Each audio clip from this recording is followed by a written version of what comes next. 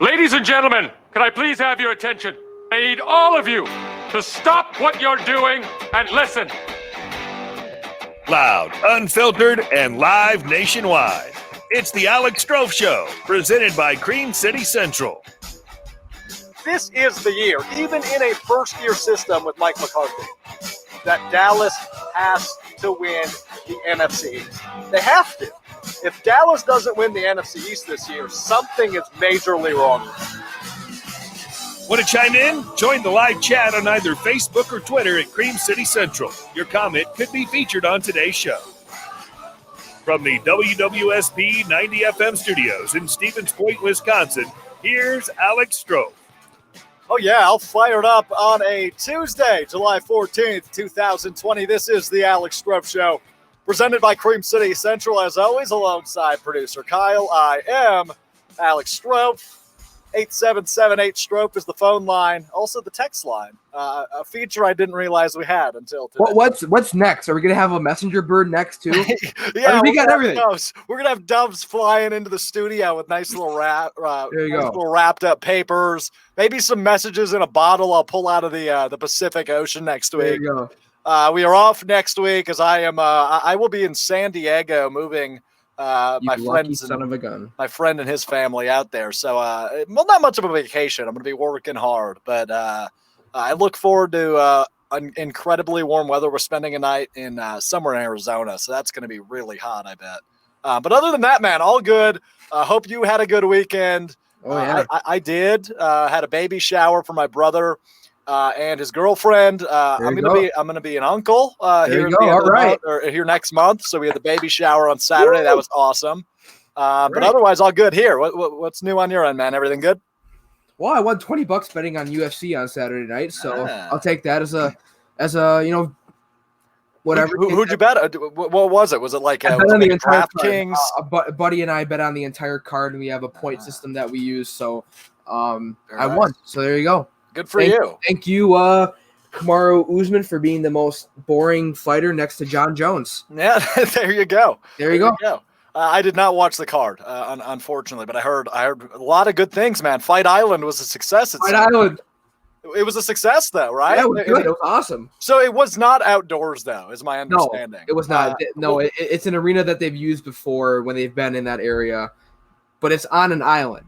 So previously, my understanding, Kyle, was that Fight Island was going to be outside, but that was a lot of people's understanding too. We had a couple guys over. It was, I think, 5 of us, and a couple of them were disappointed that it wasn't outside. But you got to think about it. It's Abu Dhabi in the middle of July.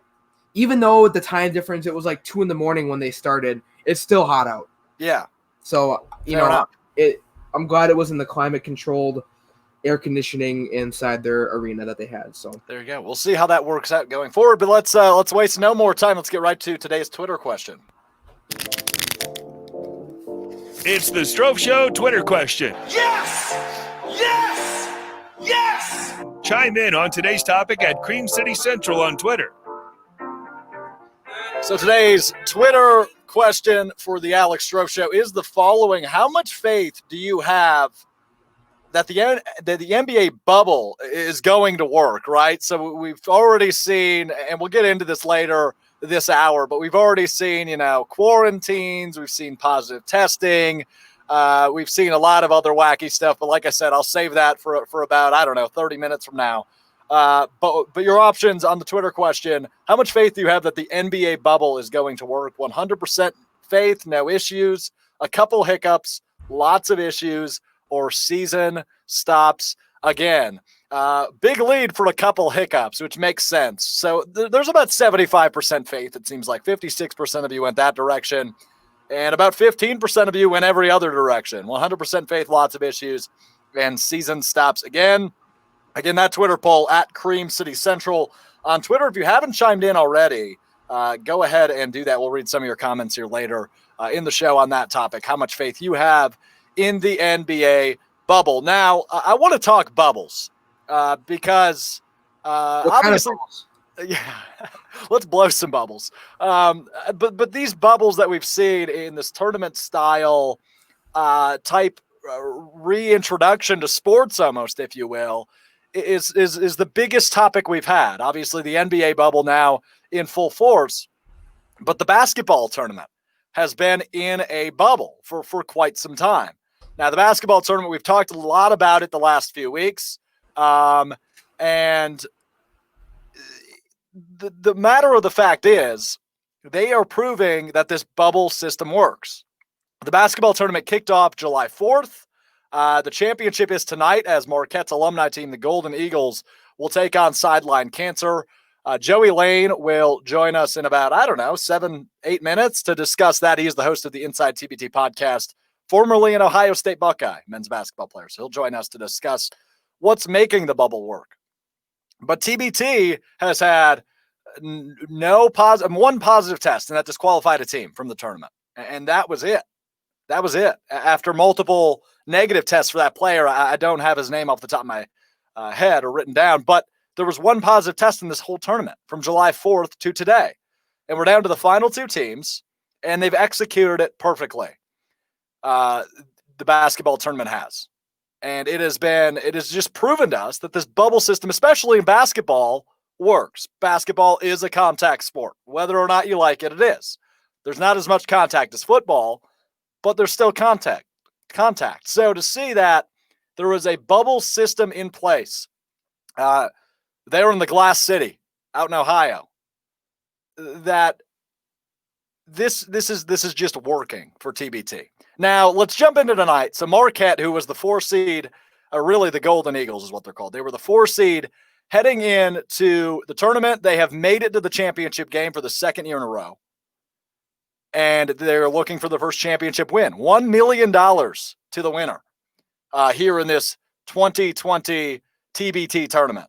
They take on the 22nd seed. Now, this is a Cinderella story, led by former Central Michigan star Marcus Keene. It's team Sideline Cancer, the 22 seed. You heard that right. Of the 24 teams, they were the 22 seed, and they are in the championship tonight against the Golden Eagles. So just by rankings, the Golden Eagles look like heavy favorites, but Sideline Cancer does not go away. They've been down in several games and have come back with that nice Elam ending, that little rule that they have in place. And we talked to Travis Diener about the Elam ending back in June when he was with us. We're hoping to get him back after what we hope, fingers crossed, is a Golden Eagles win tonight. But we talked about that, and everybody, it seems, is in big favor of this Elam ending. We saw it in the NBA All-Star game. We've seen it again this year in the tournament, and it creates opportunity and really fun, fast-paced end-of-game basketball. And Sideline Cancer has been great at capitalizing on that. So the game, number one, will be great. But let's look at the Golden Eagles squad. Coach Wojo from Marquette, the current head coach, sent some well wishes to the Golden Eagles. Let's take a look at what he had to say. I want to wish a special good luck to the members of the Marquette basketball family who are competing in the championship game of the TBT tournament today. It has been so fun to watch the guys that have represented Marquette so well throughout the years, through different eras. You are the pride of our basketball program and our university. It's been so fun watching you, and we can't wait for you to bring home the gold. Go Marquette.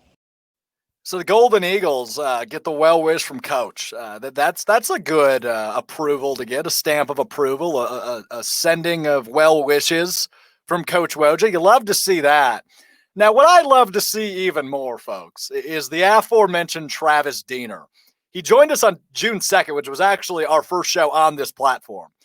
We talked about a ton of things, including the basketball tournament, as I said, but he's really become the golden child of this tournament, right? Diener has played in this tournament for several years now, and although his minutes are down this year, he is still getting the most press, maybe of any player in this tournament. The basketball tournament on Twitter tweeted this clip out, I believe it was last night, about Travis Diener. It's a very entertaining clip. Let's take a look at Travis Diener being TBT's golden child.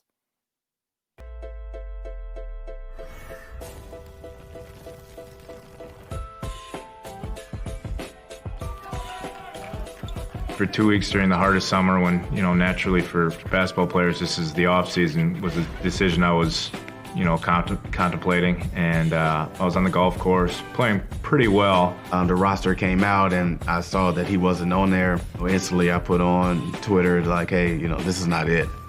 Our roster's not complete without our captain, our leader, someone who brings the guys together. He was on the golf course and he got the news while he was golfing that he was playing. And then the notifications on my Twitter were going off saying that I was playing in the TBT again. I text Joe, I'm like, Joe, what's the deal here? He had signed me up. So I would have looked like a prick if I would have backed out after that, so here I am.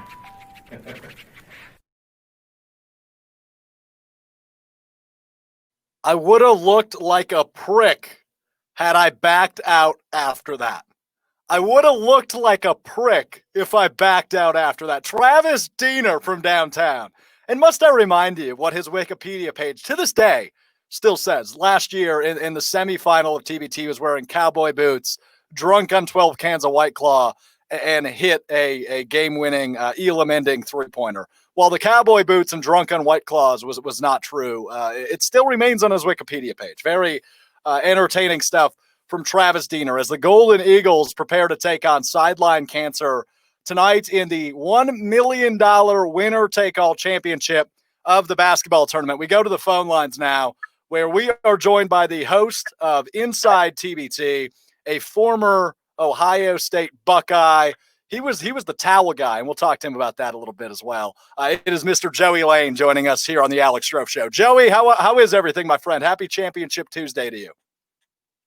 Oh, man, it feels like Christmas Day a little bit, doesn't it? I mean, we've been so spoiled with some great basketball after having no sports for what felt like a lifetime. So I'm doing great. Couldn't be doing much better.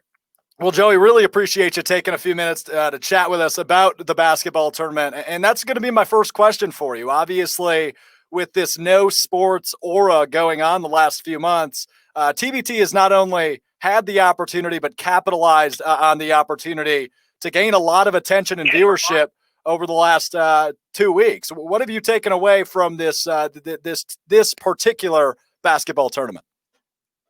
I'll tell you what, first and foremost, and you mentioned it, the world, the climate we're in right now, the fact that the TBT staff, Dan Friel, John Mugar, and the rest of the crew was able to make this happen, frankly, is what has been so impressive to me. And I mean, you see it, they had their problems initially. Obviously, they got fixed, and they ended up having what turned out to be an incredible tournament that's obviously not over.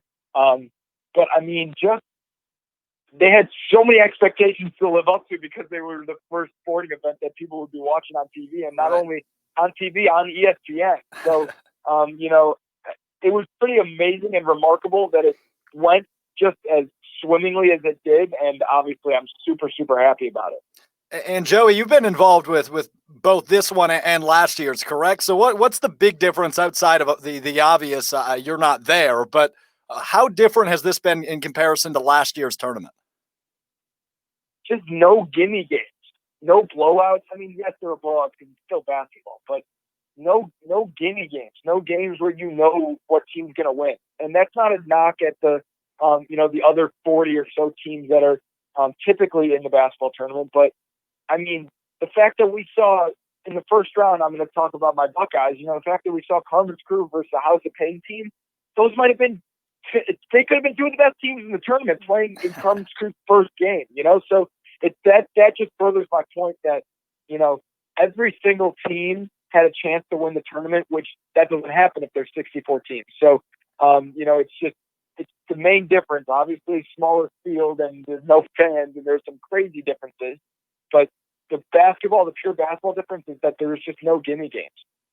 Joey Lane, the co-host of InsideTBT podcast and an Ohio State basketball alum, is my guest at this time. And Joey, you brought up your Ohio State Carmen's Crew team, and that was not the way we wanted to see Aaron Craft's professional basketball career end. Obviously, the 1 seed going down early.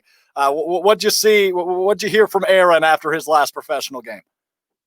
Yeah, I've gone on record a few times saying that there's no way he retires. And retire is a loose term to me. Will he go back overseas and play in Italy again? I don't think so. I think he will go on to be a doctor and probably end up being one of the best doctors ever because that's the only way he does things. But in terms of playing basketball on a stage with other professionals on TV, playing for money, aka the TBT, he'll be playing in it next year. There's no doubt in my mind. How can he say no to getting on the court, repping the scarlet and gray again with his former teammates? Even if he's not in, 100% Aaron Craft shape, he'll figure out a way to be, 80%. And his 80% is better than a lot of people's 100%. So, what's it going to take to get you at least on the bench of Carmen's Crew in the future? Is that ever even a possibility? Because I need you at least on the bench, man. Yeah, I don't know. I think I'm very far in line in terms of guys that they would like to have. I think that Mark Titus might fit the mold a little bit better because he played with a lot of those guys. I didn't play with any of these guys. Right. So he probably fits the mold, and he's probably a little bit more frustrated that he hasn't gotten a call versus me. Who knows, though? You might see me next year on the team. I'm thinking about lacing it up again, and it gives me a good excuse to get back into shape. So we shall see. That's what I like to hear. All right, let's dive into tonight's game, Joey. Sideline Cancer, I mentioned it a little bit ago. They were the 22 seed in this tournament, and now they're in the Tuesday night championship. They have been unbelievable, it seems so far, Joey. They just don't go away. Break them down for me ahead of tonight's game. Yeah, like I said before, the fact that, the field was so small, no bad team, seeding becomes almost irrelevant. The 22 seed, if they broke it down NCAA tournament style, they probably were like a 4 seed, So, right. Is it that crazy that they won 4 games, they won 3 games, whatever it's been? Probably not. But that all being said, obviously no one expected them to be there. Not in the same way the Golden Eagles, So, I think when you look at Sideline Cancer, obviously it starts with Marcus Keene. The dude's incredible. I think he absolutely has earned himself an opportunity to prove that he can play at the highest level, being the NBA. I think that they are way more than just Marcus Keene. I think Mo Creek, Remy Abel, Eric Thompson, all those guys. I mean, they've all played a huge role in getting them this far. You don't get to the finals with TBT on the shoulders of a 5'9" point guard, So, right. I mean, that's literally what they did, but you get what I'm saying. They needed help from other guys. So, I mean, you even think about the fact that Diamond Stone had 19 points in their first game, but hurt his foot and hasn't played the rest of the time. If they had him, they'd be even deeper and even better. So, all that to say is that they're not here by accident. They are a great group. Seth Greenberg calls them a program, like other teams in TBT. They're a program. They played 7 years in the TBT, so they know what they're doing, and they upset a bunch of teams last year as well. So it's no accident that they're there, and it's been pretty cool to see a team that's playing for a cause go this far. And obviously we're based out of Wisconsin, so I'm going to ask you a little bit more about the Golden Eagles. Of course. I mean, obviously this team's kind of been, I don't know if I'd call them a dynasty quite yet, but they've always been one of the top dogs in this tournament. Again, back in the championship game tonight, a little bit different of a look than past years, but they look just as fresh and sharp. Break those guys down for me ahead of the night.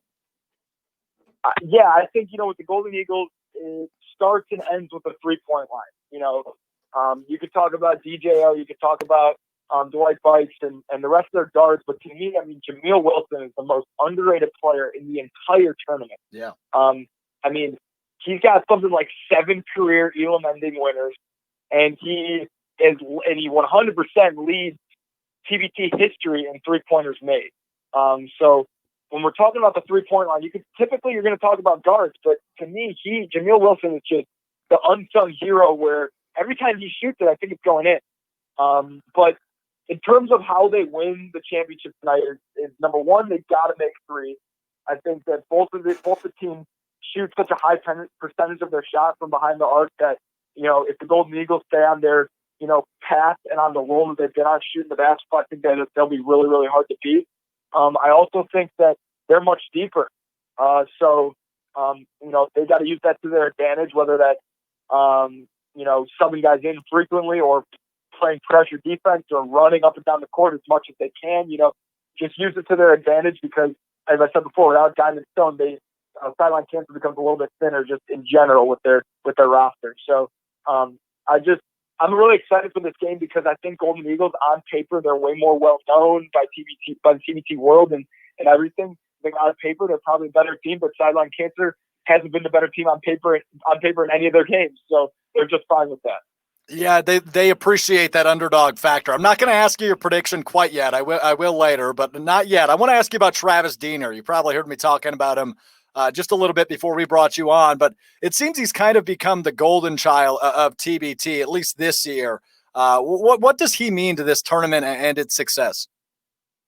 Yeah, funny enough, we had Travis on last night on our podcast and got to speak with him a little bit, which was very fun the night before the game and stuff. But he, he's an awesome guy first and foremost, and that's why people love him. Obviously, like you could be the greatest basketball player in the world, but if you're not a nice dude, some people aren't going to root for you. But he happens to have both going for him, So I just think that there's something to be said about the guys in the TBT that, number one, don't look like they necessarily belong on the court, whether that's because they're old or they're out of shape or they're balding or whatever.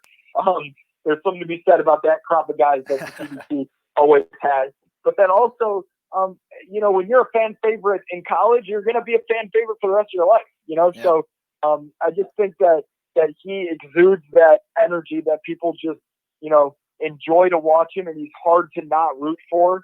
And I mean, it also helps that, he made a gigantic shot last year and he was on the TBT highlight, reel this entire year, and he will be forever probably because of that shot. So, it's just, obviously the old guy out there getting buckets is something that everyone loves to see. So I think that's why people love him so much. Yeah, we had him on the show last month, and he was still debating whether or not he was going to participate. And then that video dropped last night by TBT, pretty much saying Joe Chapman just signed him up without asking. And he'd be, what did he say? I'd be a prick if I backed out, which was absolutely hilarious. Exactly. And he's spot on about that. Joey Lane is my guest. He is the co-host of the InsideTBT podcast. And Joey, tell me about how this works for you. Obviously, you're not there this year versus obviously last year where you were. So what's it been like doing these press conferences over Zoom, doing these interviews either over the phone or over Zoom? How's it been for you, obviously, in this COVID-19 life?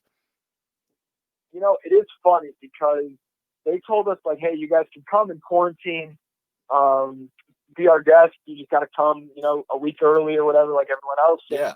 We kind of were like, would we be able to do anything differently in person versus over Zoom?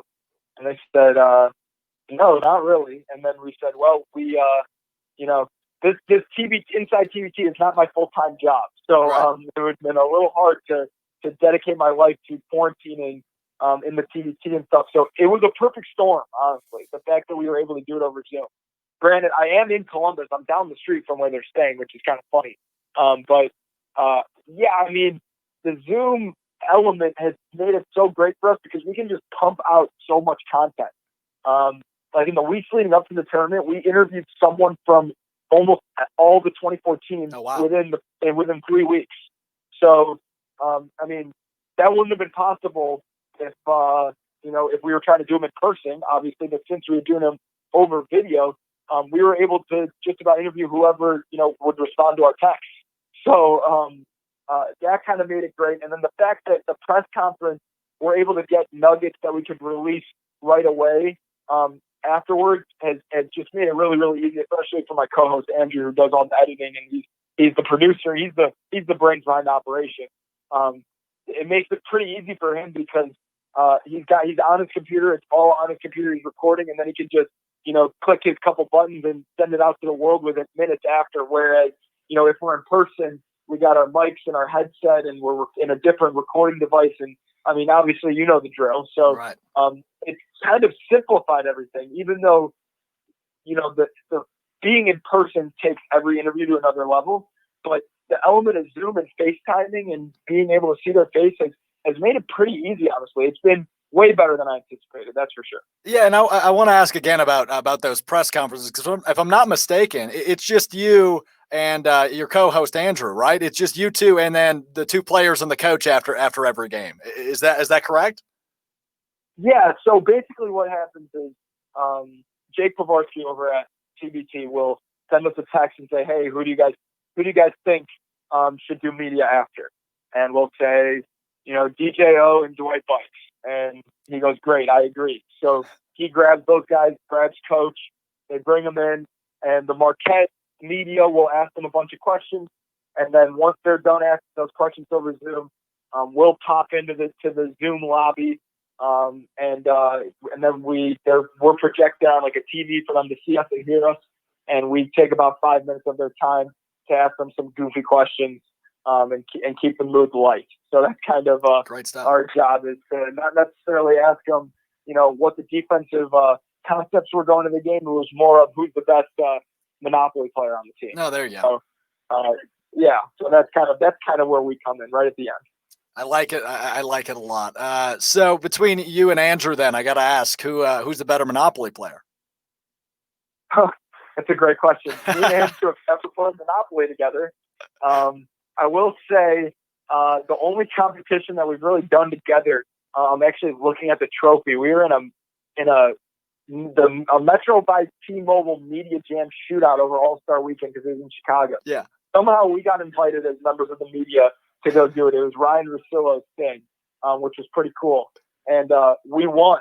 So nice. Andrew won the shooting contest, and then I won the overall contest, which ended up being like a knockout contest. So we got to take home the trophy and stuff. So we're very competitive guys, and I'm sure Monopoly would get pretty crazy. So before we get to your prediction, I got to ask about your playing days. You've obviously been to the Kohl Center.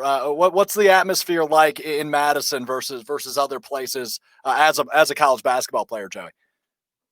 Yeah, I really, truly love the Kohl Center. Really do. I grew up in Chicago, so only a couple hours away. Right. Had been to games before getting to college, but obviously being a player is a unique experience. My last trip was one of my favorite road games ever. When we actually, and if you're a Wisconsin fan listening, you can put the earmuffs on. When we gave the Badgers their worst home loss ever. So that was selfishly, I'm sorry, one of my favorite moments in my career. I ended up scoring in that game as well, so that's how you know that our rim might have been just a little bit bigger during that game. So I've been on both ends of it. I've 3 games there. One where we got blown out, one where it was a close game, and one where we blew Wisconsin out. So I've seen every kind of atmosphere. We've been there over winter break when there's not a ton of students. Like we've been there in the hypest part of the season when there's a bunch. So yeah, I can't say enough good things about Kohl Center. So let's do it, Joey. It's prediction time. Obviously, you said on paper the depth, it looks like the Golden Eagles, but you can never count out sideline cancer. I also want an ending score out of your prediction as well. All right. I'll even one-up you because when we recorded last night, I not only gave the winner the score, I gave how the Elam ended with the players caught in the final play and stuff. So, lay it on me. Yeah, so buckle up. I've given this a lot of thought. So I got 3 words for you. Team of destiny. So that being said, my prediction will be in an incredibly hard-fought game where the Golden Eagles are up by double digits at some point. Sideline cancer will end up taking the victory in $1 million, and here's how they'll do it. It'll be 80-80. The target score that you'll ended is 83. Okay. Sideline cancer gets the one stop they need. They got 4 guys out on the perimeter who can all make a three, but you know who's got the ball in his hand. Marcus Elam, as Seth Greenberg likes to call him. Marcus Keene has the ball in his hand, gets a high ball screen from Eric Thompson. As Eric Thompson rolls down the middle, for some reason the Golden Eagles decide to tag him with a defender, which is a big mistake considering the only thing that beats them is a three. And Marcus Keene jumps up because he's a little guy to get the advantage to be able to make an overhead pass to the left wing for Remy Abel, where he catches it and makes a contested three that bounces around and drops. And then there's a College World Series style mosh pit that happens, dog pile, as they celebrate winning $1 million and donating $100,000 to cancer.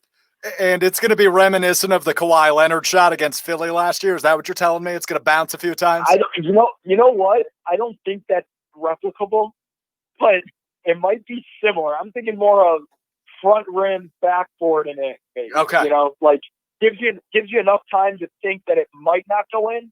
But by the time you think, oh my God, is this going in? It ends up dropping. So that's what I'm kind of thinking. That's awesome. Joey, really appreciate the time, man. Awesome stuff from you. You continue to put out awesome stuff at InsideTBT on Twitter for all the content coming from Joey and Andrew. And Joey, really appreciate the time, my man. Enjoy the game tonight, all right?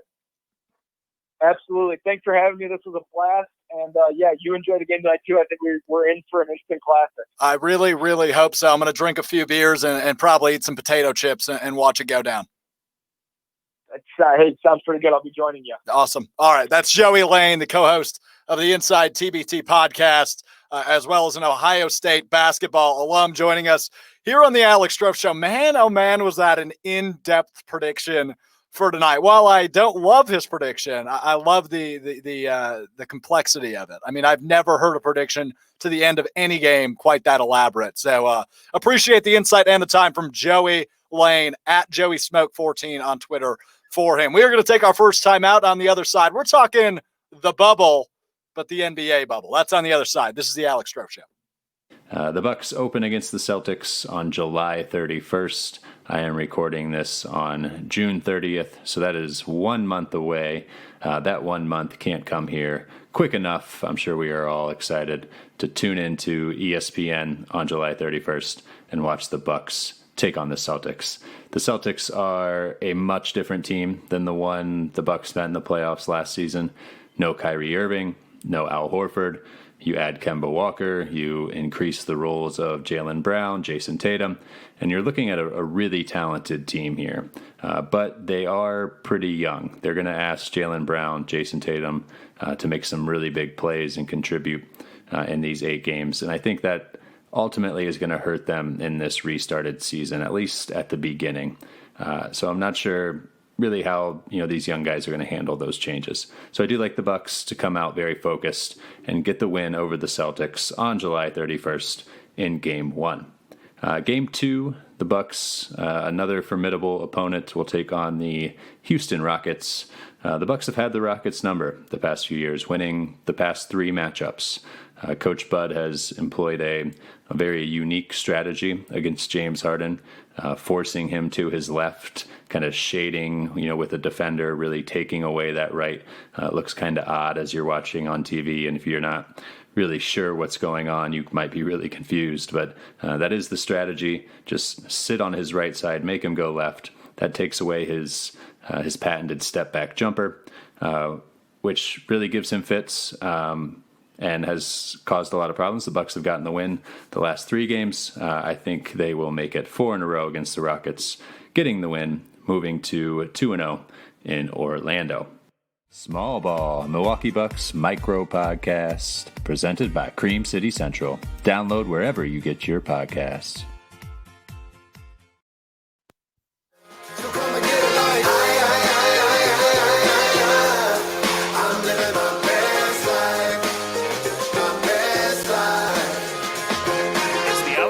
Show, presented by Cream City Central. Welcome you back in here to the Alex Strouf Show, presented by Cream City Central. Big thanks again to Joey Lane for hopping on and breaking down the basketball tournament final tonight between the Golden Eagles, the Marquette alum, and sideline cancer. The 22 seed. I can't hammer that home enough. That's crazy to me, but you got to like it.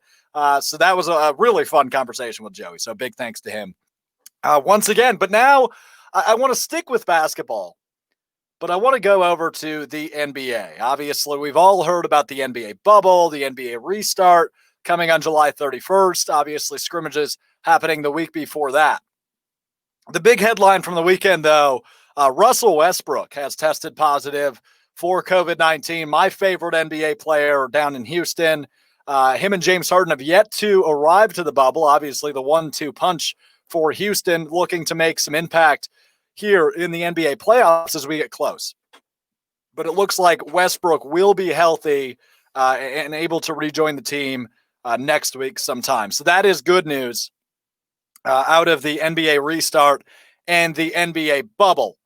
But the NBA bubble is just reminiscent to me of a college frat house, except, on steroids. It's much bigger and more elaborate and fancier than a college frat house, but it is reminiscent of a college frat house. And I'll tell you why. Look, so as we know, we're in the middle of a pandemic. So leaving or entering or guests or any of the in-betweens in this Orlando-based Mickey Mouse bubble is prohibited, not allowed, right? But yet we have all these headlines from the weekend coming out. The biggest is Instagram model Ugly Anna, right? At ugly_Anna on Twitter. She tweeted on Sunday, "I already got invited to the bubble. The season's not ending. I mean, this is going to kill the season, essentially." So somebody, as we've mentioned many times, these are NBA players aged from 19, and most of them probably under the age of, 30. Hormones are a big deal. And clearly already, day 2, day 3 in the bubble, we've got Ugly Anna tweeting, exposing, and blowing up that some horny dude in the NBA has invited her to the bubble. And just like a frat house, without asking the roommates or telling anybody, we're going to low-key invite Ugly Anna, which I don't know how a model's name is Ugly Anna, but that's beside the point. Ugly Anna was invited to the bubble. And some investigative journalism led to at least fans believing it was Montrezl Harrell, potentially.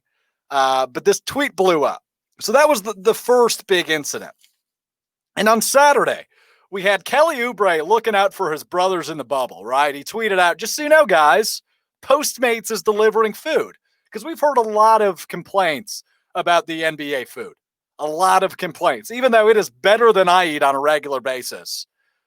We're just getting nonstop complaints living in a Disney hotel with food being hand-delivered. So Kelly Oubre says, "Yo, look, Postmates got your back."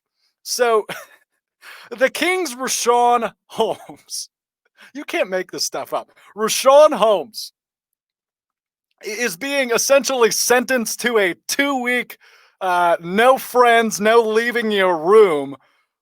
He's grounded, essentially, because Richaun Holmes ordered Uber Eats. He didn't want to eat the chicken glazed salad that was hand-delivered to his door. No, the man wanted some damn McDonald's. So he ordered Uber Eats, and he crossed that, I don't know if they actually have a red tape line in this Disney resort, but he crossed this hypothetical, mysterious line, and now he has to quarantine for 10 days and test negative for all 10 of those days just because the guy wanted a McDouble.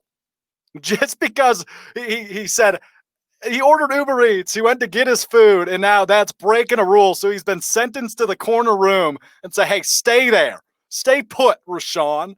And Richaun Holmes' mother, like he's in college, is chiming in and saying, "You don't leave the bubble unless it's mama's home cooking." Damn right, Mama Holmes. Richaun is a grown man making millions of dollars, and he can't even stay behind the red line because he cannot stop his craving for McDoubles. I love that. Now, there's also this other thing that you probably remember, reminiscent of middle or high school, where, the cops, local cops would come in and say, hey, if you know anybody doing anything illegal, we'll give you a quick 50 for snitching.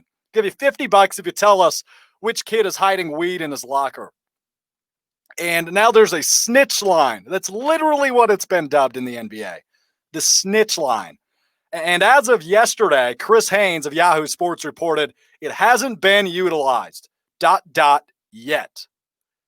And of course, Shams of, I believe, The Athletic followed that up with it has been utilized multiple times as of Tuesday. So people are snitching about people leaving the boundaries, having models like Ugly Anna in their hotel rooms. I mean, we talked about this in the Twitter poll today. Do you have faith that this NBA bubble is going to work? I have no damn faith this is going to work. Cody Dietz chimes in on the Facebook chat. They need to ban the Tinder servers ASAP. In Orlando? Yes, they do, Cody. Yes, they do, because these guys are too damn horny and lonesome in this bubble. Now, the best part that puts it over the top for me that this is a college frat house is the savvy veteran of the New Orleans Pelicans, J.J. Redick, chilling in a kiddie pool, shotgunning Bud Lights. Check this out. We've got the video.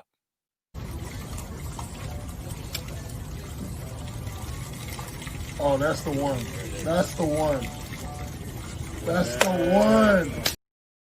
So you've got J.J. Redick throwing Bud Lights down his gullet like he's 19 at Duke again. You've got Rashawn Holmes having this unsavory craving for McDoubles because he's getting yelled at and sentenced to 10 days quarantine because he crossed this imaginary red line to get Uber Eats. You've got Ugly Anna tweeting that, maybe Montrezl Harrell is inviting her to the bubble on day freaking 3. There's no way this bubble's going to work when you've got multimillionaires and their hormones and their McDonald's cravings and their 19-year-old reminiscent kiddie pool shotguns are running rampant. While it's entertaining as hell, the NBA bubble, it already is. We know we're going to get some sort of documentary on this. I have very little faith that this is going to work out well. You've obviously got 4 different resorts in play, or 3 different resorts, in play at Disney World in Orlando. But man, oh man, this ain't looking good. You got a snitch line like you're copping a quick 50 for selling out the dude who's got weed in his locker. I mean, come on. This is just terrific. It doesn't get any better than this. As we lead up to the rebirth of the NBA season, we've got all sorts of wacky headlines coming out of Orlando. Just fantastic stuff. Producer Kyle, I'd like you to jump in here if you don't mind, if you've got a minute. I don't know how to follow that. What's the craziest headline of like the 10 I just ran through?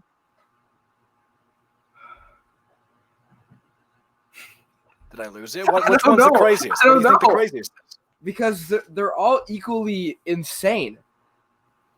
I would say the most insane was probably Montrezl Harrell allegedly asking Ugly Anna to come over. Yeah, the fact that it's like day 3, but I think sadly enough, the most normal part of this bubble life, Kyle, is the fact that J.J. Redick's chilling in a kiddie pool slugging Bud Lights. I mean, that might be the most normal part. First of all, he's not even, I'm not going to get into it. Never mind. But it is a frat house. It's essentially a glorified frat resort, what we've got going on. All I got to say, though, is I haven't heard anything come the Bucks' way yet. I haven't heard anything about Giannis. Haven't heard anything about the Lopez twins, which, by the way, Finals MVP right there, Mr. Brook Lopez. Calling it right now. I've been calling it since like episode 2. Okay, it's gonna happen.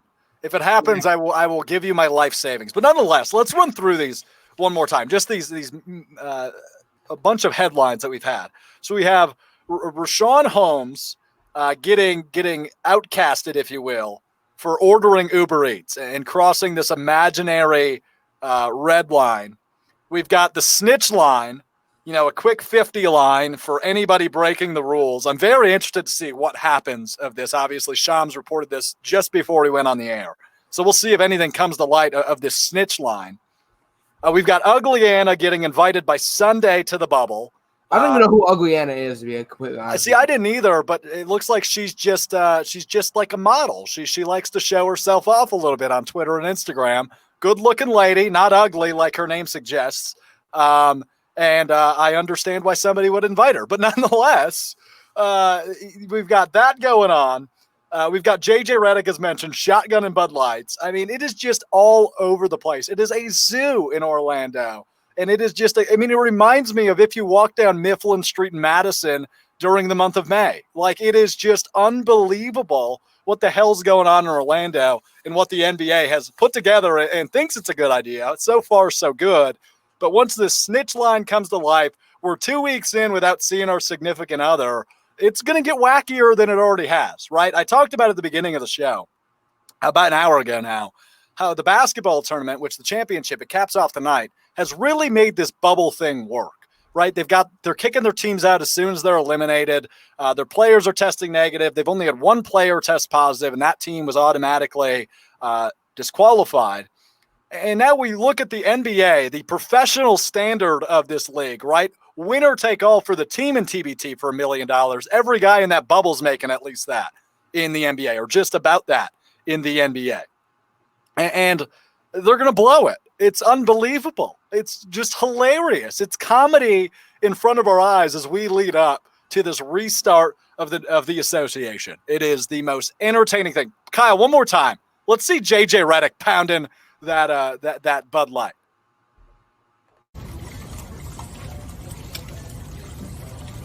Like, that guy went to a party school. That's the one.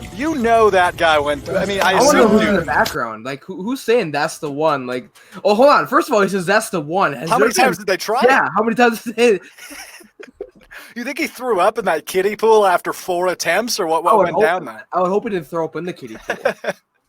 Don't waste a good kiddie pool inflatable about that. Any thoughts on the NBA bubble? Text line and phone line wide open. 877-8-STROPH, 877-878-7683. Any and all thoughts on the bubble? Phone lines are open for, about the next 20 minutes. Chugging beers faster than Aaron Rodgers. You know what? It doesn't take much. It doesn't take much. My quarterback might not be very good at chugging beers, but he can do well on the football field. That's all that counts. Well, you brought up quarterbacks, Kyle, so let's go to that. The Madden ratings for Madden, what will that be? 21 has been released. Let's pop up that graphic for me, if you don't mind. I do mind, actually. Let me get to it first, and then I can. Yes, sir. We've got the quarterbacks and the running backs coming out yesterday and today, respectively.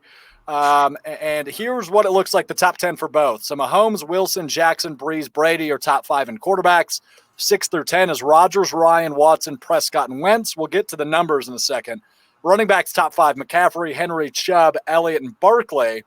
And on the right side, Dalvin Cook, Aaron Jones, Joe Mixon, Josh Jacobs, and Alvin Kamara of New Orleans. So first, by diving in to the quarterbacks, let's start right here in Green Bay. Aaron Rodgers gets ranked an 89 overall. Now, I don't hate this. I know Kyle had texted me yesterday. You did, Kyle, about this ranking. And I said, I'm cool with 89.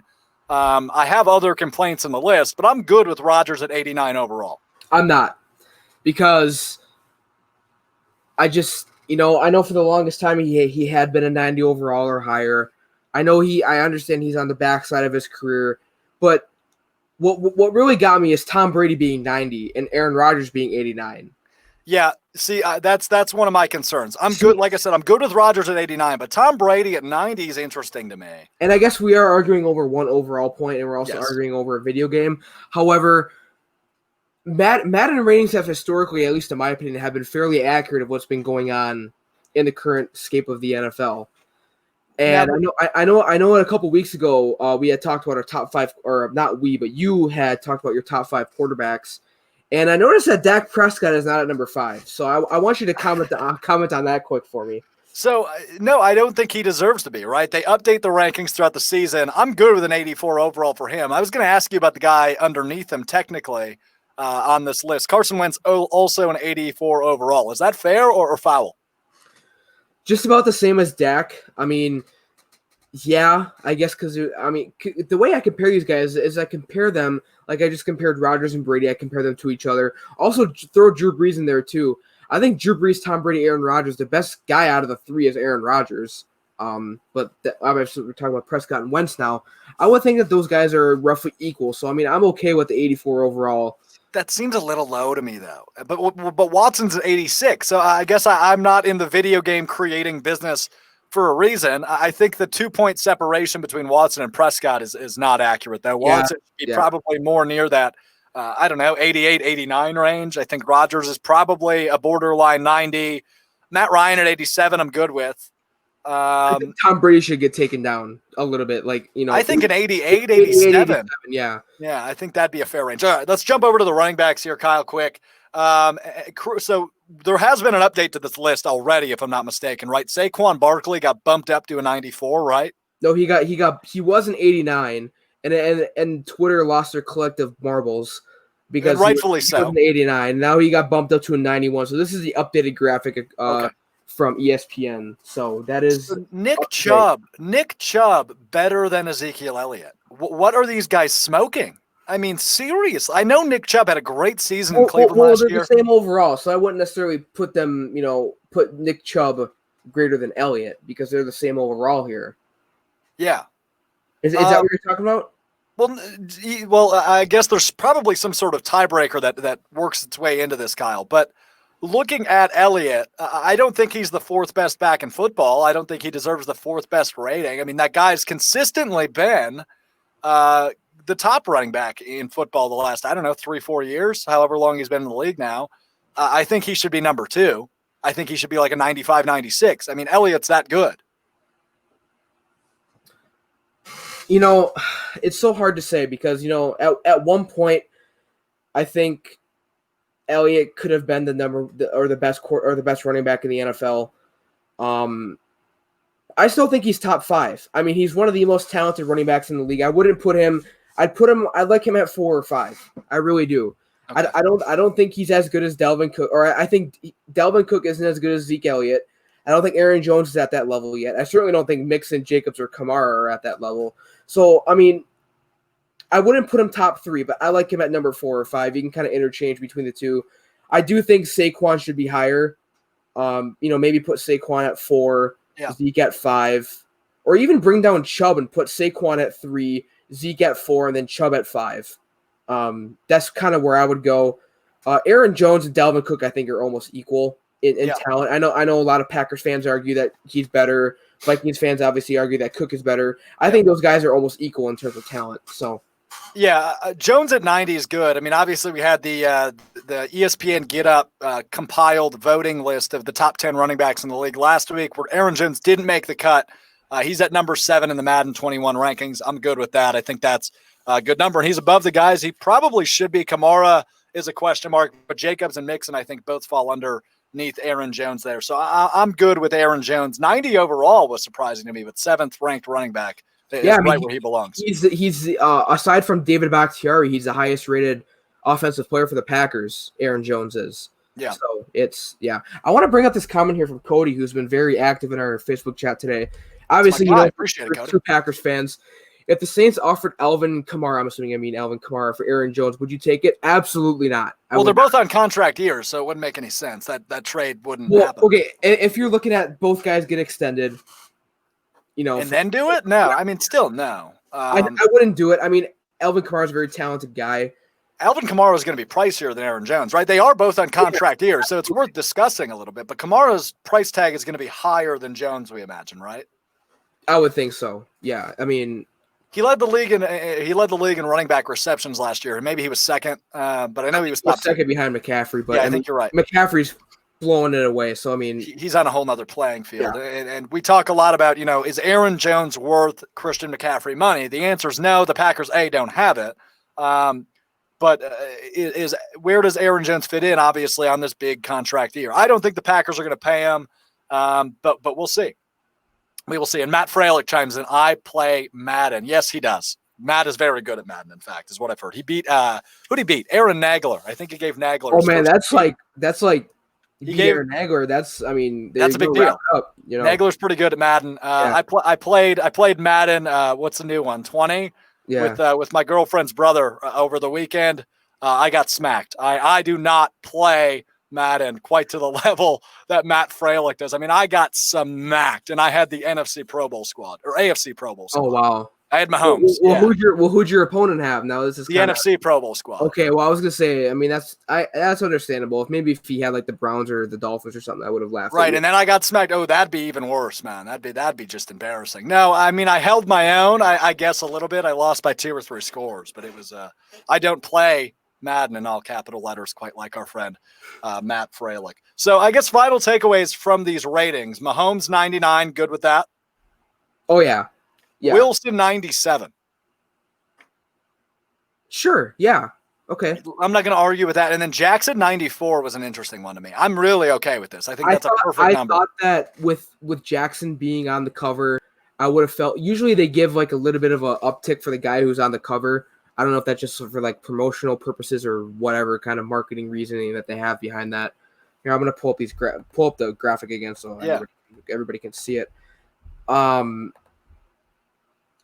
thought Jackson would have been higher than a 94. Incoming MVP. Obviously, he's still, he's a dual threat with his passing threat being a little bit, questionable still. I mean, he's proven himself, but I would have thought Jackson would have. I actually would have thought Jackson would have been the number 2 quarterback over Wilson, but I'm not mad with how I understand they went with a more traditional, run through compared to what. Yeah. This makes sense to me, though, right? Jackson doesn't possess all these outrageous quarterback skills that both Mahomes and Wilson do. While he is the fastest quarterback in Madden history, Lamar Jackson is now in Madden 21, and that rightfully so. Even more so than 04 Michael Vick? Yeah, he's faster than 04 Michael Vick. All right, that's and that. Remember how much of a cheat code Michael Vick was in Madden 04. I mean, that was the first Madden I ever played a lot of. So yeah, he was. I mean, you could put him at running back. Those were the glory days of Madden, where Michael Vick, 04 Michael Vick, could be your running back. Now I have to go to some breaking news quick before we get to our break, Kyle. So the Nets signed Michael Beasley last week. He has tested positive for the coronavirus, returned home, and his roster status for the restart is up in the air for Michael Beasley of the Nets. Bucks legend Michael Beasley. Indeed. So well wishes to him first off, but that's no good. Actually, I want to mention that. At first, I thought you were going to say he tested positive for something else, but that's okay. Given the way the bubble's been going, man, maybe Ugly Anna's got some friends that made the run to Jesus. To Michael Beasley. Let's go to a break. Let's go. How does that sound? All right, man. Yeah, a whole lot in the 4 o'clock hour. We'll start it off with headlines like we always do. And then our buddy Asher Lowe, who covers the Badgers for BadgersWire.com, he will join us at about 4:20. So we will do that next. This is the Alex Strouf Show. So we'll start with the NFL because the NFL, like I just said, is in a unique position. And there are a lot of people going back and forth as to whether or not the NFL is going to have fans week 1. Are they going to do something similar to Major League Baseball and have 2 different leagues? We'll see how that goes. But some comments I want to touch on from ESPN are John Harbaugh's comments. And this is something interesting because the NFL has been trying to work out ways for the players to come back and play safely, whether that's through face masks, social distancing in locker rooms, what have you. My own personal opinion on this is either you're just going to play the game or you're not. You can do everything you want to have the players wear masks and be safe in the football field. But then again, football is a contact sport. So a quote from John Harbaugh here, he says, "I've seen all the memos on that and to be quite honest with you," he's talking about coronavirus and opening up facilities. "It's impossible what they're asking us to do, humanly impossible. So we're going to do everything we can do. We're going to space. We're going to have masks, but it's a communication sport. We have to be able to communicate with each other in person. We have to practice. I'm pretty sure the huddle is not going to be 6 feet spaced. Are you guys going to shower one at a time all day? Are you guys going to lift weights one at a time all day?" So anyways, Harbaugh goes on just like this, and he's just bringing up obvious points.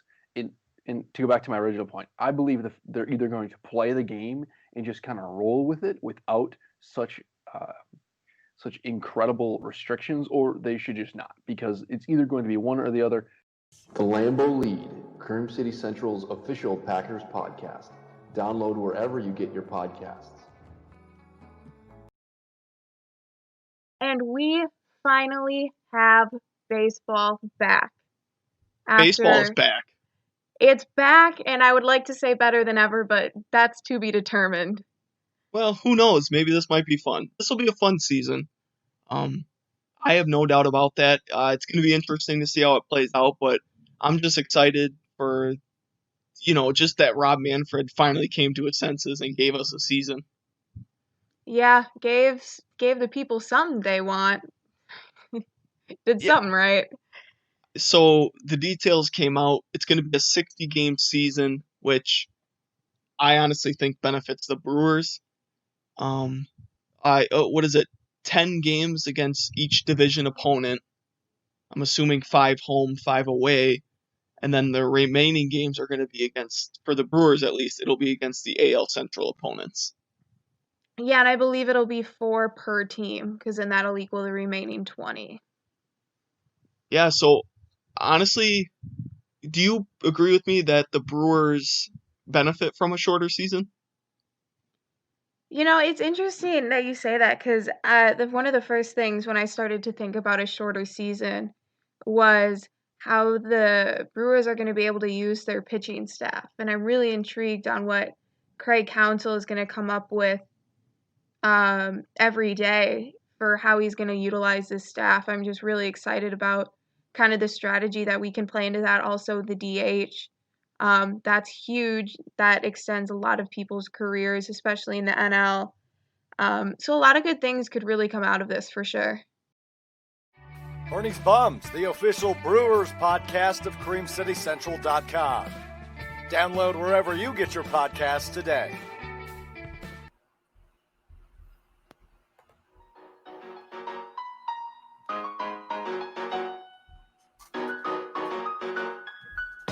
Live, unfiltered, and live nationwide. It's the Alex Strouf Show, presented by Cream City Central. This is where things get a little tricky. I think the team that voted no today is going to be a playoff team. From the WWSP 90 FM studios in Stevens Point, Wisconsin, here's Alex Strouf. It is a Tuesday, July 14th, 2020. This is the Alex Strouf Show, presented by Cream City Central. My name is Alex Strouf, alongside, as always, producer Kyle, rocking with you for the next hour here on the Cream City Central socials. Big hour ahead. Asher Lowe going to join us in about 20 minutes to break down the Big Ten going conference only in football this fall. Really looking forward to that conversation, as always, with our good friend Asher. He will join us via the video guest line, which is the first ever two-time Stroke. Yeah, recurring guest Asher Lowe now. There we go. All right, it is time for headlines and the news. Kyle with the news. All right. So breaking news coming in today. We heard about Patrick Mahomes signing his big deal. Well, now defensive lineman Chris Jones gets his big deal, big money deal, 4 years, $85 million. That is according to our good friend that we don't really know, but our good friend Adam Schefter. Our good friend, nonetheless. Yeah. Adam Schefter, come on the show whenever you want. Yes, there is an open time slot for Adam Schefter anytime. Oh, yeah. He can call in at 3:01 if he wants. That's fine with me. So look, let's talk about this Chris Jones deal a little bit. I think it's $60 million guaranteed, which is bonkers money for D lineman Chris Jones. But he played the role, a big role in them obviously winning the Super Bowl. So this is well-deserved money. Yeah, absolutely. I mean, the Chiefs are wasting no time locking up their studs, right? We obviously know the Mahomes deal. We haven't been living under a rock. We've talked plenty about it. But this Chris Jones deal, more so than Myles Garrett, which we'll get to in a second, it poses that question, what does this do for Kenny Clark? Obviously, Kenny Clark in a contract year, really solid defensive tackle, one of the best in the league, I'd argue, especially one of the best young guns in the league, and he's going to be looking for money similar to this, I assume, 4 years, 85 after this season, assuming everything goes well. Yeah, I mean, I think he's free agent priority number one for Green Bay in the offseason. That's over David Bakhtiari. See, I'd flip-flop those two. Okay. I'd go Bakhtiari one. Bakhtiari's a little bit older. I know that Bakhtiari is, he's been top of his game for the last, I'd say, 5 years. Put it at 5 years. Yeah. Top one left tackle in the NFL. But Kenny Clark reminds me of a guy who's just such a dominant defensive line force. You look at guys like Reggie White. You look at guys like Bruce Smith.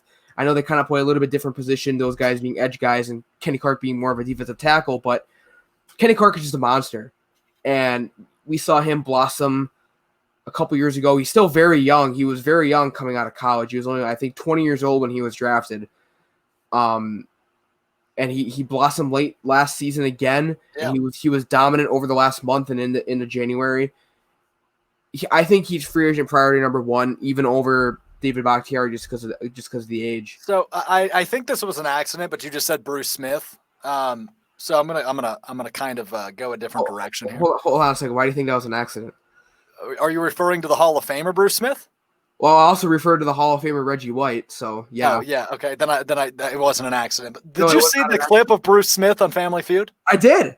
Yeah, I was watching it live with my dad, as a matter of fact. So obviously, copyright issues can't play the clip, but I will reenact it because I do want to talk about this. I was going to bring it up later, but you said his name.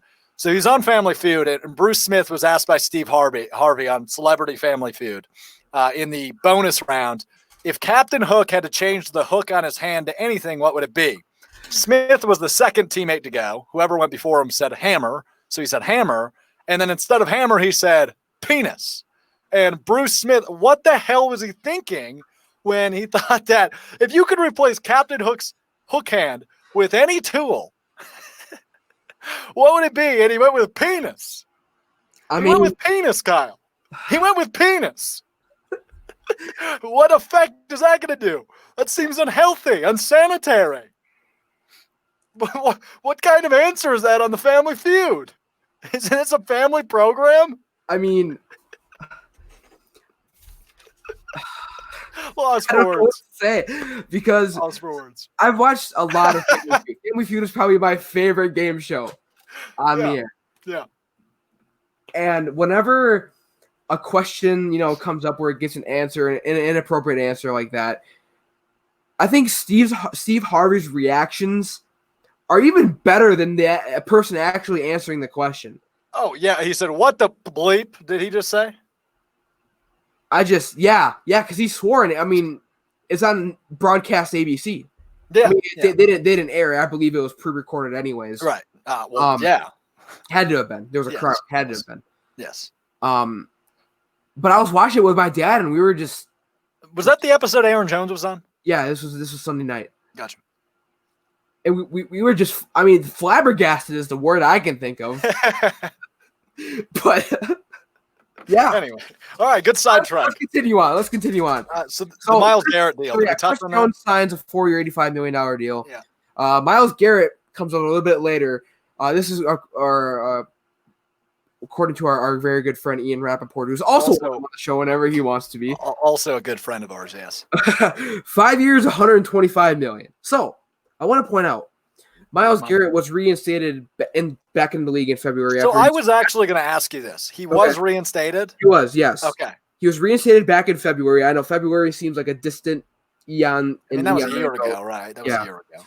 Middle of February, he was reinstated back in the NFL after swinging a helmet at Steelers quarterback Mason Rudolph. I should have brought the clip in because it would have been great. That is an all-timer. Go on.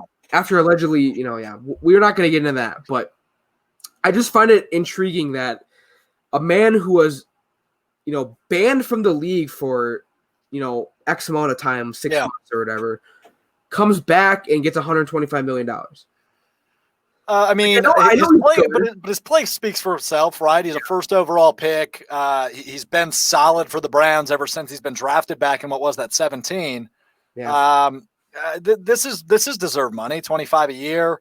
It makes sense. Just a little bit more than Jones is making, which that boils down to 21 a year, 21.225. There we go. Quick math. 21.25 a year for Jones, 25 a year for Garrett.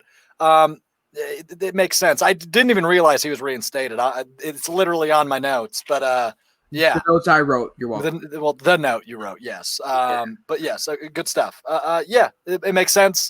This doesn't affect the Kenny Clark stuff as much as Chris Jones, obviously, but Garrett, it makes sense. It makes sense. I think Cleveland, and we'll talk about this on Thursday, but last night I picked the entire NFL schedule from game 1 to the Super Bowl.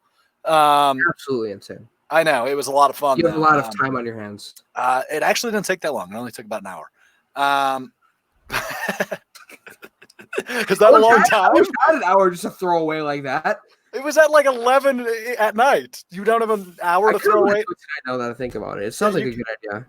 You can do it too. So Side we got a great question from my friend Sade here. You can only extend 2 out of 3. Clark, Bakhtiari, and Jones. Who's walking? Jones.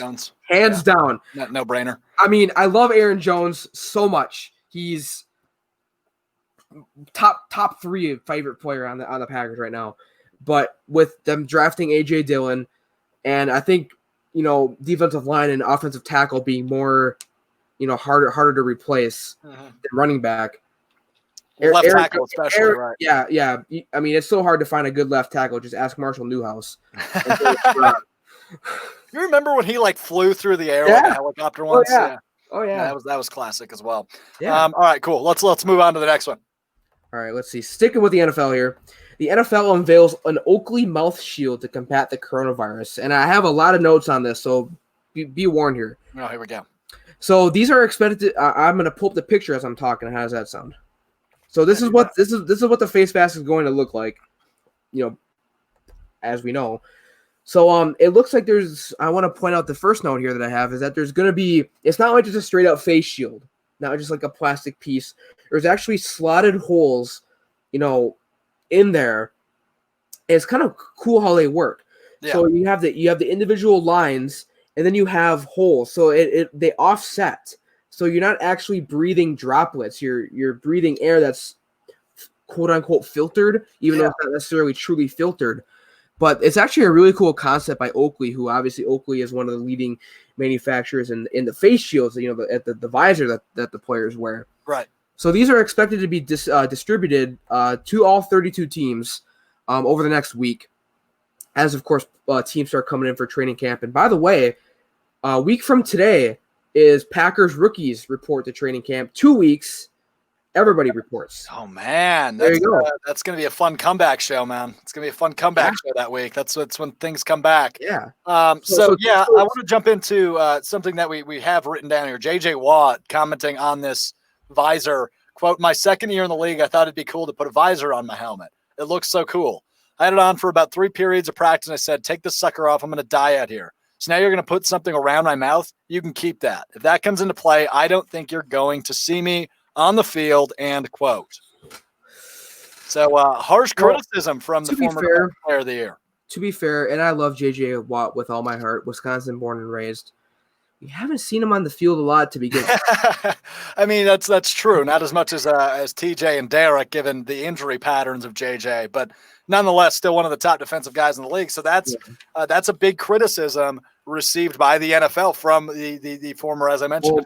And I also don't think that. I mean, you got to at least try it on before you. I mean, and at least JJ Watt had used a visor before, and obviously he didn't like it. And the visor that they put on, to protect their eyes, is much different than the one that would go, over their mouth. And I'll bring it up again just to show you. You got the vents coming in, and it looks to be a very solid plan. So you're kind of rolling with the don't knock it till you try it. Yeah, stance, right? I mean, try it. If you put it on and you don't like it, okay, fine. At least you put it on. But if you're gonna say I'm not gonna put it on and I don't like it, well, that's like saying you don't like broccoli but you never had it. Eat your greens, kids. Eat your greens. Come on, man. What's next? All right, that's enough of me being old. Yeah. All right, some high school news. Wanakee, however you want to say it. Got it. Wanakee High School here in Wisconsin drops 2 games from their football schedule. So this is 2 non-conference games. They're going to a conference-only schedule, which we'll get to a little bit later in the show with the NCAA and the Big Ten doing that. Yeah. I want to point this out because they obviously dropped the 2 games from their schedule because of COVID concerns. And I have a feeling this is going to be a sign of what's to come especially in Wisconsin. I think the sad reality here, Kyle, is this is the beginning of the end, right? I don't think we're getting high school football in Wisconsin. I mean, it doesn't look that way in Texas. And if you're not getting high school football in Texas, you're sure as hell not getting high school football in Wisconsin. So they are the first ones to make the move. 6 state championships in the last 20 years. D2 powerhouse, the Wanakee Warriors. So I think this is just the beginning of the end. The non-conference games were Reedsburg and Middleton. And like you said, I think this is just a sign of things to come. I don't think we're getting high school football. I sure hope we do, by all means, but it's not looking good, man. Unfortunately, it's not. It sucks. High school football is one of my favorite times of year. Obviously, not in high school anymore, but I still frequent my high school and some other high schools around the area. Very good high school in my area, Kimberly. They've been a powerhouse as long as I've been around. Right. So, they won like 80 games in a row or whatever. So yeah, a little bit depressing, but, it is what it is in the world we live in today. There you go. Some lighter news. I like this news. This is good news. So the Brewers have been doing their scrimmaging lately. They've been posting it on Facebook Live and whatever, doing that. Usually while we were on the show, so I can't really watch it. I have to go back and watch it later or watch highlights through some social media site. So they're going to be debuting the Blue Gold World Series, which is basically it's like your schoolyard baseball where you come in and you got two captains who are drafting teams, and those two captains were catcher Omar Narvaez and outfielder Avisail Garcia. If I try to wonderful pronunciation, dude. There you go. Spot on. I took a couple years of Spanish, so I got the rolling of my R's. So I know how to do this. Well done. I speak not fluent Spanish. So basically, they're just multi-game intra-squad. It's a series of intra-squad games at Miller Park. The fun part about this, and I'm getting to the meat and potatoes here, it's going to be streamed on Brewers.com with actual commentary from our friends Brian Anderson, Bill Schrader, and Sophia Minner. Everybody's our damn friend today. I like that. I'm everybody's friend. Got lots of friends. So, and then radio guys. This is a best of 7? I think so. It hasn't been necessarily confirmed that it is because they said that it could end as soon as Friday. So I'm guessing maybe. Yeah, that'd be 4. Yeah, so it could go as long as through the weekend, hopefully. Wow. Okay. So So what was you before we get to a break? What was the blockbuster trade that happened? Ed Cedar let that drop, right? So our friend Sendham Cedar announces a trade that Garcia picked Braun first overall over Yelich. Well, then he later trades Braun and Orlando Arcia to Narvaez's team. Yeah. And they trade Yelich and Sogard, and this was more or less to do with evening the teams of left and right-handed batters, which is smart. But I just don't know why Garcia just didn't take Yelich first overall. Yeah, I don't get that either. But that's the point. Trying to get on the right side of Braun, apparently. So yeah, you can catch these on Brewers Live. They start tonight. First game is tonight at 6:40. A lot of Milwaukee stuff to watch tonight, man. We got TBT. We got the Brewers scrimmage. I'm gonna have to go multi-screen for the first time. I'm gonna have to break out the setup I had ready to go for March Madness. I like that. March Madness. Don't get tickling my fancy quite well, in fact. All right, that is the news from Kyle. Thank you, Kyle. And we are going to have a fun conversation about the state of college football next. Our friend Asher Lowe from Badgers Wire is standing by, and we're going to get into it, man. So we will do that next. This is the Alex Strouf Show. The Bucks open against the Celtics on July 31st. I am recording this on June 30th, so that is 1 month away. That 1 month can't come here quick enough. I'm sure we are all excited to tune into ESPN on July 31st and watch the Bucks take on the Celtics. The Celtics are a much different team than the one the Bucks met in the playoffs last season. No Kyrie Irving, no Al Horford. You add Kemba Walker, you increase the roles of Jaylen Brown, Jason Tatum, and you're looking at a really talented team here. But they are pretty young. They're going to ask Jaylen Brown, Jason Tatum to make some really big plays and contribute in these 8 games. And I think that ultimately is going to hurt them in this restarted season, at least at the beginning. So I'm not sure really how these young guys are going to handle those changes. So I do like the Bucks to come out very focused and get the win over the Celtics on July 31st in Game 1. Game 2, the Bucks, another formidable opponent, will take on the Houston Rockets. The Bucks have had the Rockets' number the past few years, winning the past 3 matchups. Coach Bud has employed a very unique strategy against James Harden, forcing him to his left, kind of shading, with the defender, really taking away that right. It looks kind of odd as you're watching on TV, and if you're not really sure what's going on, you might be really confused. But that is the strategy. Just sit on his right side, make him go left. That takes away his patented step-back jumper, which really gives him fits and has caused a lot of problems. The Bucks have gotten the win the last 3 games. I think they will make it 4 in a row against the Rockets, getting the win, moving to 2-0 in Orlando. Small Ball, Milwaukee Bucks micro podcast, presented by Cream City Central. Download wherever you get your podcasts. David Bakhtiari. Should the Packers just pay the guy whatever they want or whatever he wants? Should they try to negotiate? Will he get a little bit of a hometown discount? How do you foresee that playing? Because this could go many ways with Bakhtiari. Yeah, I definitely agree with you on the fact that he is a top, if not top 3 in the league. I really think that bringing David Bakhtiari back is a priority this offseason. We do some big names along with the Kenny Clark that we have to also make fit in that.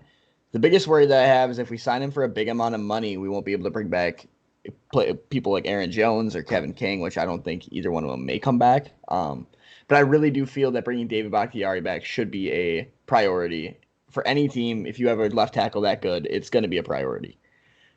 I personally just feel that bringing him back would not only elevate our line with the young people we brought in this draft, but it would also elevate that leadership in the room that we need. So it keeps it at a level we need it at. Yeah, Bakhtiari is a solid leader on that offensive line. A guy who's protected Aaron Rodgers since 2014, I believe. No, 2012. I can't remember. But Bakhtiari has definitely acted as a professional when coming to talk about his contract. That was a short clip from the Lambeau Lead, Cream City Central's only Packers podcast. Make sure to check it out today.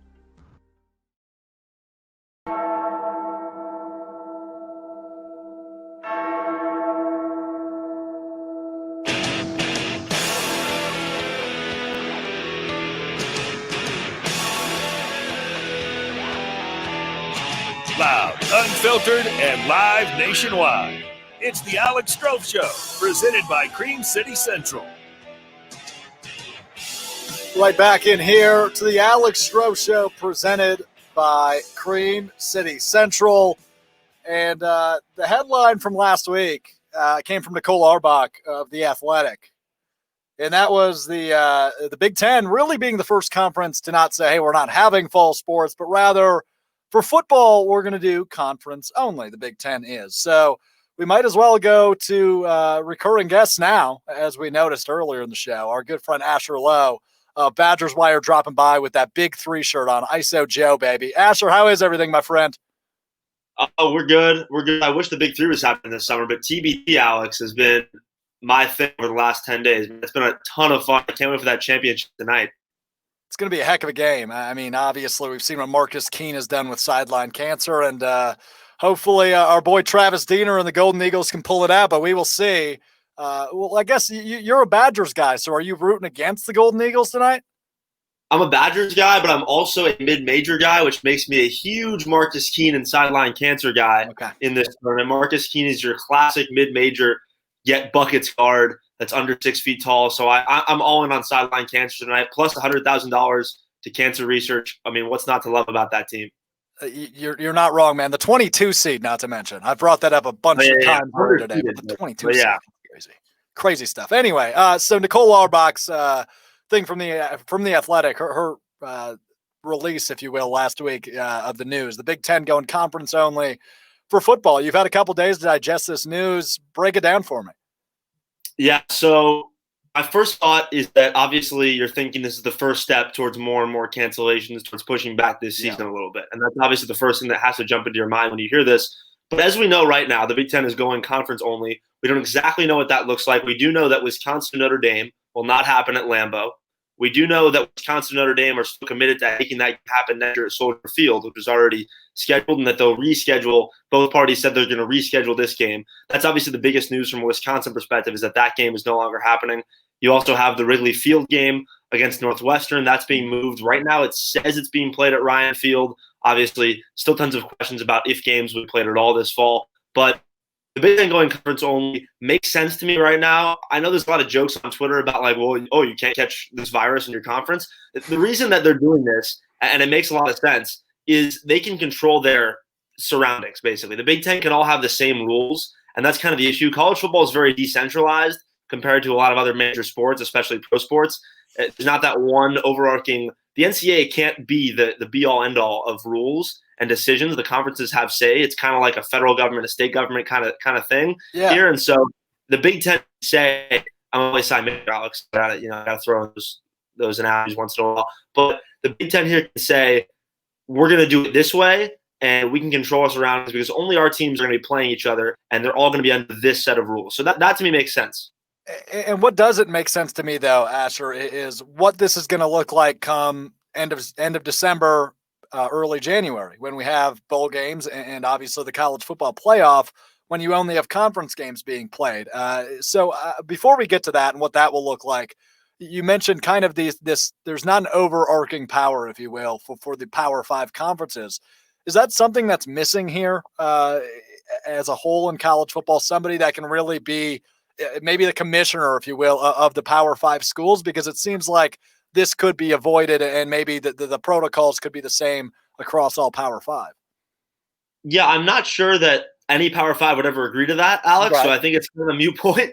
But the idea, I guess, makes some sense in principle, but this is an unprecedented situation, right? We didn't think we'd be here ever in a global pandemic. We didn't think we'd be having to make these decisions. So, I mean, we're in such a ridiculous spot right now in terms of the world. There's so many bigger problems than college football to deal with, and we're just in a very, very strange spot. You talk about bowl games. I mean, we don't really know if we're playing a game in September. We don't know if we're playing games in the fall. Yeah. In fact, multiple schools at lower levels are already committed to not playing games in the fall, and JUCO football we moved to the spring already has been. I believe that is official. It was reported, but I think it's now official from JUCO. So we're just hoping, I guess, that we can safely find a way. All of us college football fans are hoping we can safely find a way to play in the fall, because the spring, Alex, it's not as simple as just let's just take it all and move it to the spring. People are simplifying that. It's way bigger than that. I would recommend everybody that's listening right now to go read the Iowa State athletic director. His name is slipping my mind right now, but he wrote a fantastic piece that's on the Iowa State website about, he literally laid it out. He's like, here's my budget. Here's how much money I'm losing. Here's why moving into the spring isn't as simple as you think it is. And we're not just making a decision based on safety or income and revenue. It's really a mix of the two. And he really broke it down well to show that you can't just simply pick this up, move it to spring, and expect everything to be normal. There are going to be repercussions basically no matter which direction college football decides to go. Asher Lowe, my guest, the publisher of the Badgers Wire and host of Locked On Badgers. And that's very interesting you bring that up, because to me, it almost makes more sense to just say, screw it, cancel the season, rather than move it to the spring. That's going to cause more issues, it almost seems. There could be an argument for the spring could never work in the first place. The fact that you lose, I'm going to take the Iowa State example of his numbers.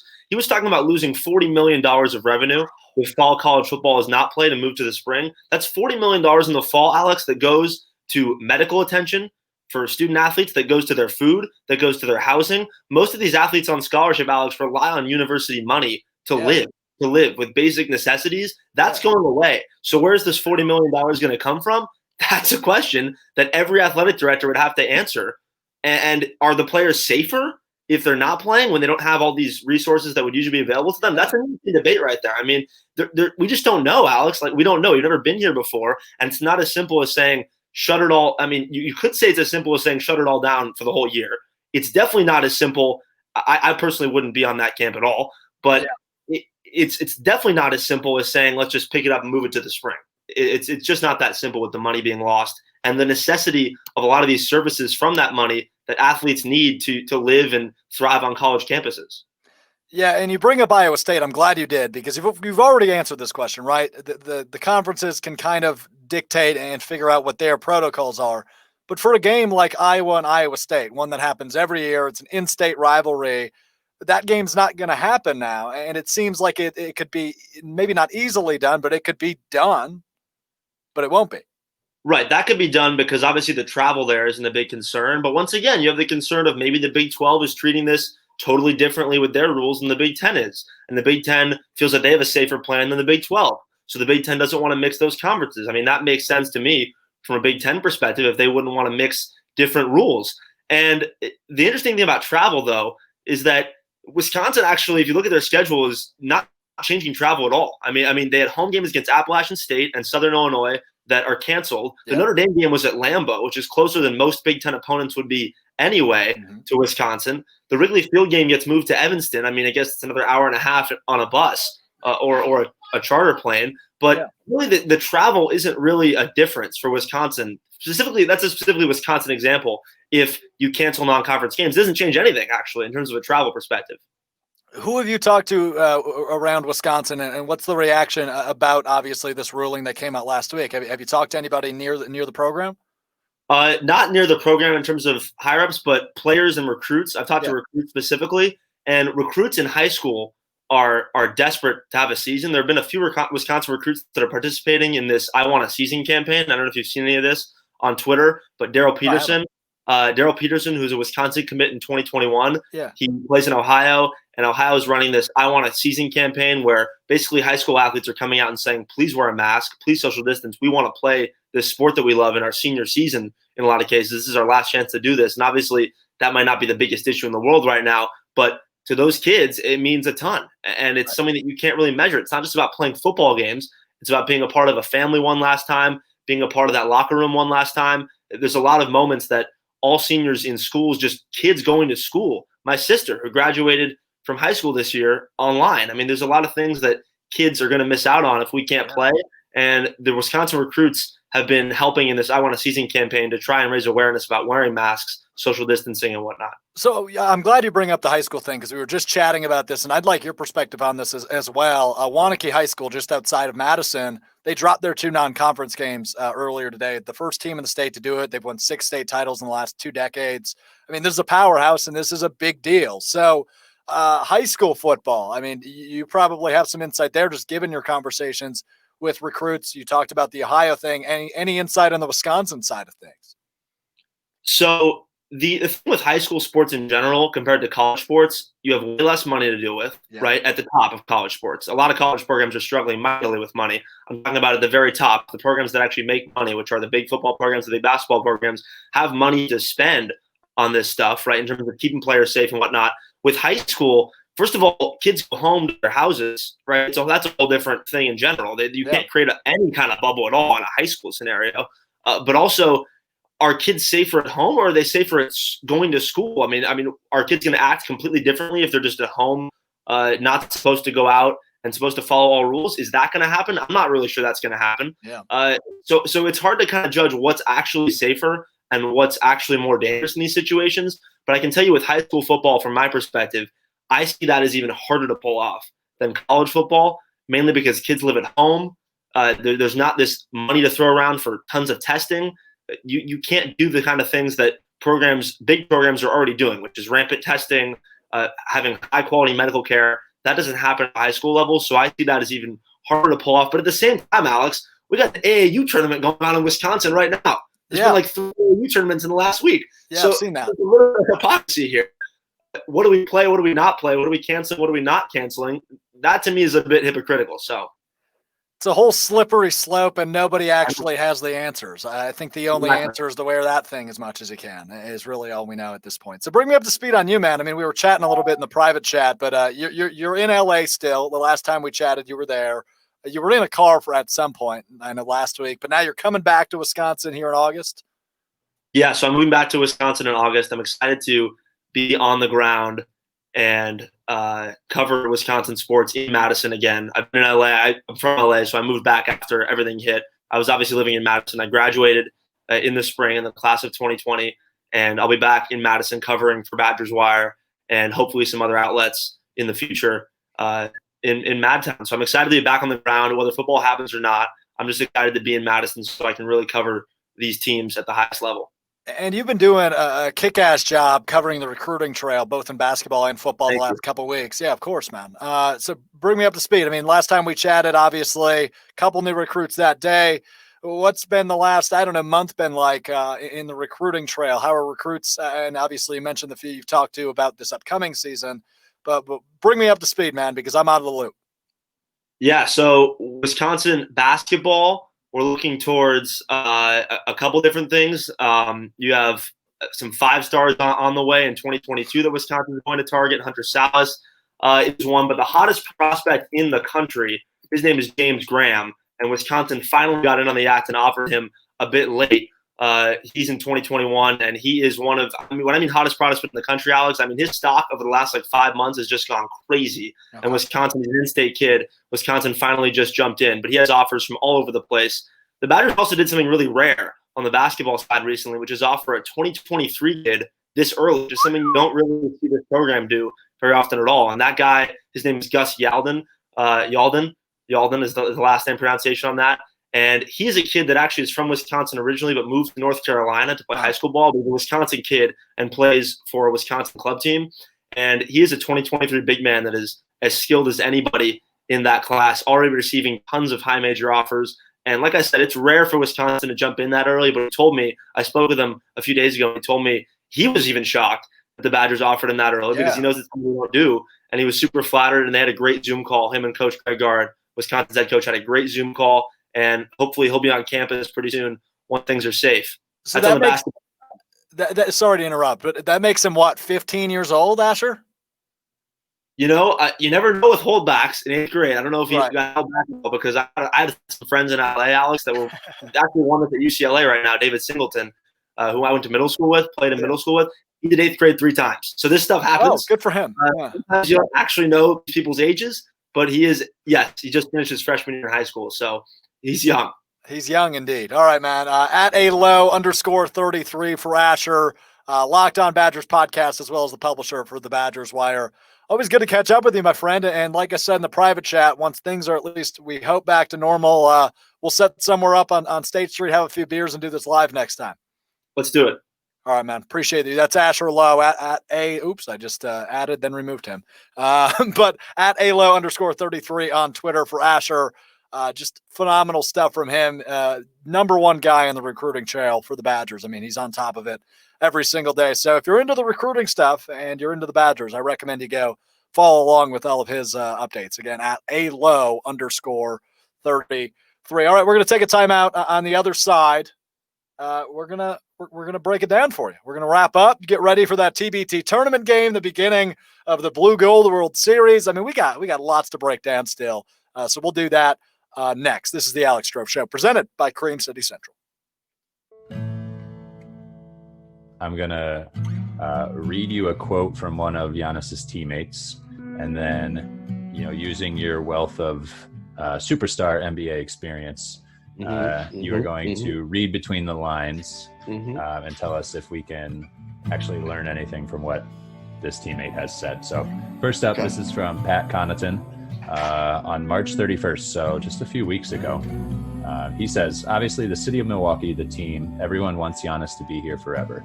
But Giannis has put himself in a position to provide for his family from growing up with nothing in Greece. I don't think you can fault Giannis for whatever decision he ends up making, that he believes is the best decision for him, his family, the people who are closest to him. Yo, Pat's a smart dude. Pat's trying to get on teams with Giannis in the future, wherever Giannis is. Pat is not trying to ruffle feathers. Pat is giving a massage right there. That's my gut. And can you blame him? Not at all.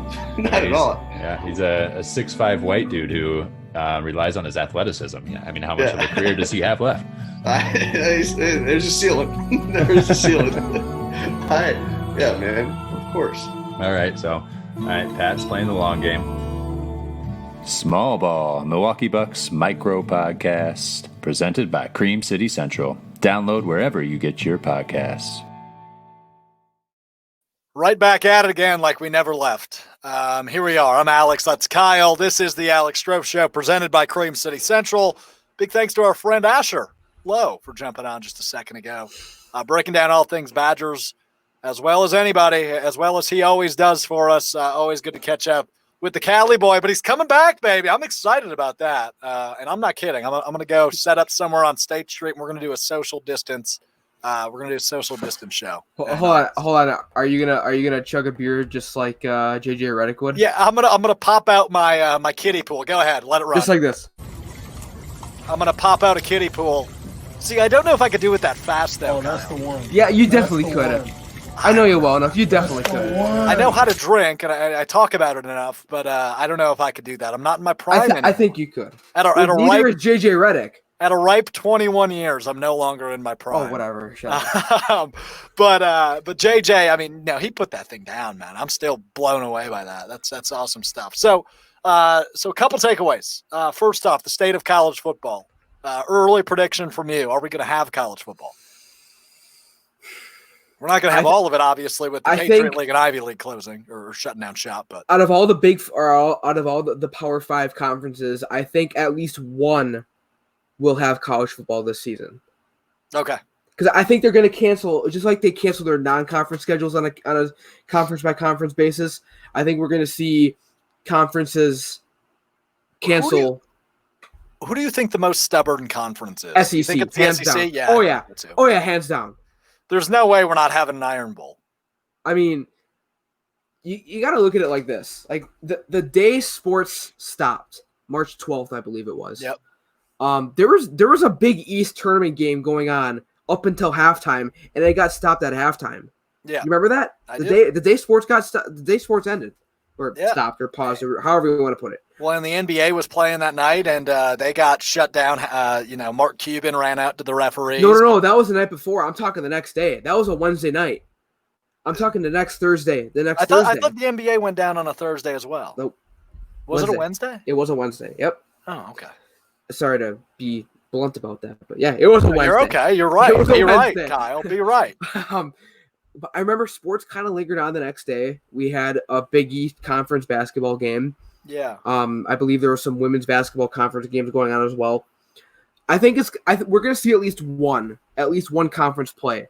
And it's going to be the SEC if it's any, right? I think it's going to be the SEC out of any of them.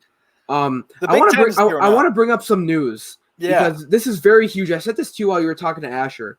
And I didn't see it. I'm sorry. I don't want to get a lot into the whole COVID-19 and all the vaccine. I don't want to get too far into that.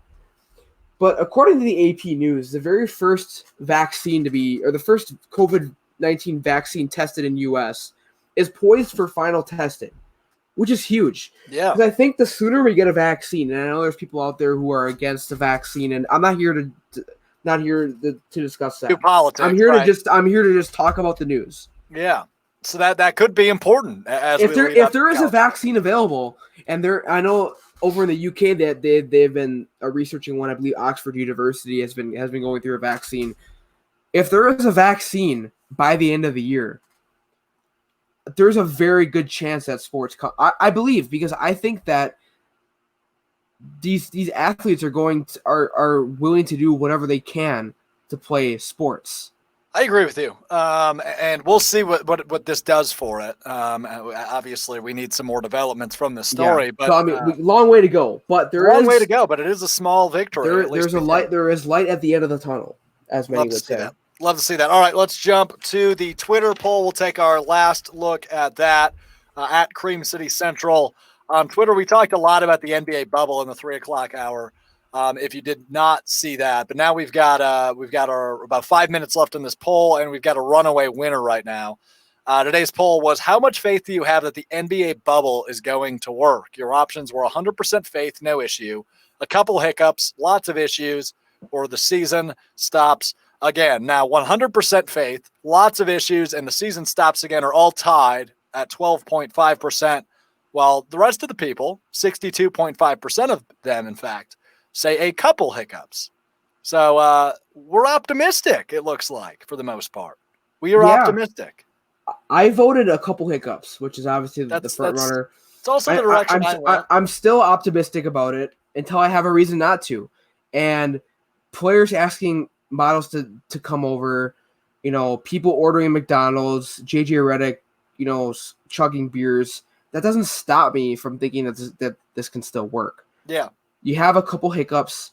Obviously, we've seen some positive cases come out since players have come into the bubble. But overall, it's not anything that we're going to see hiccups. So, I mean, the 100% faith, no issues. There's going to be at least there's going to be some minor things. It's just inevitable. Yeah, and Stephen utilizing the text line here. I want to bring this up given the whole COVID situation. Stephen from Green Bay says, with everything going on in the world, it's a need to screw it kind of feel.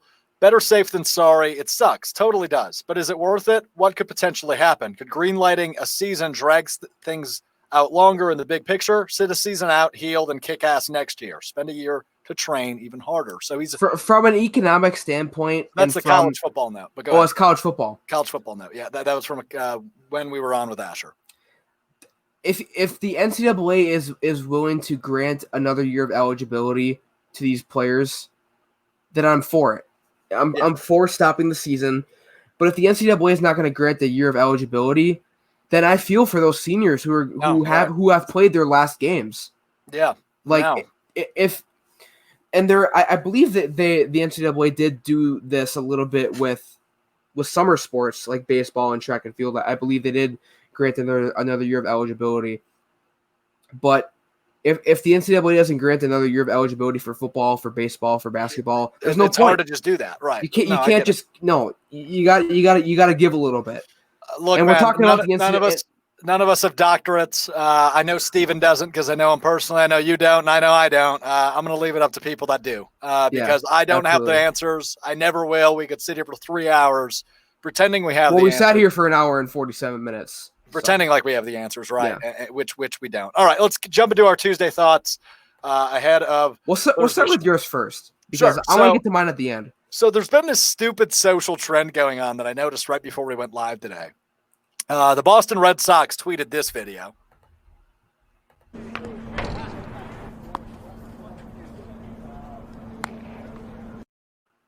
Why the hell is everything becoming cake? I don't get it. And I tweeted, and I'm still getting responses on this. I tweeted, stop this stupid cake trend immediately. And somebody responded, actually a former roommate of mine, Jake, tweeted back to me, sounds like something a cake would say. And now everybody's coming at me like I'm cake, but I don't even get the damn joke, Kyle. Why is the inside of the big green monster cake? Why was what team was it that tweeted you bounce a basketball? The Hornets. The Charlotte Hornets, who weren't even invited to the bubble, are tweeting they about got nothing to do. They got nothing to do. They have no relevance right now. They shouldn't even be the team tweeting that. The Red Sox always have relevance. The Charlotte Hornets do not. I don't get it. It's just another social media trend. But do people find this funny? I don't get it. I like somebody tell me, please, then, because I don't understand it at all. Do you get it? Because I don't get it. Not really. I don't get it. Let's play the video again. Let's play this again. So why is the inside of the big Greek monster a ginormous slice of velvet cake? I don't get it. It's just another stupid social media trend. It's like the balancing broom, the Harlem Shake. Oh, I like the balancing broom and the Harlem Shake. That was dumb. It was the Harlem Shake was okay.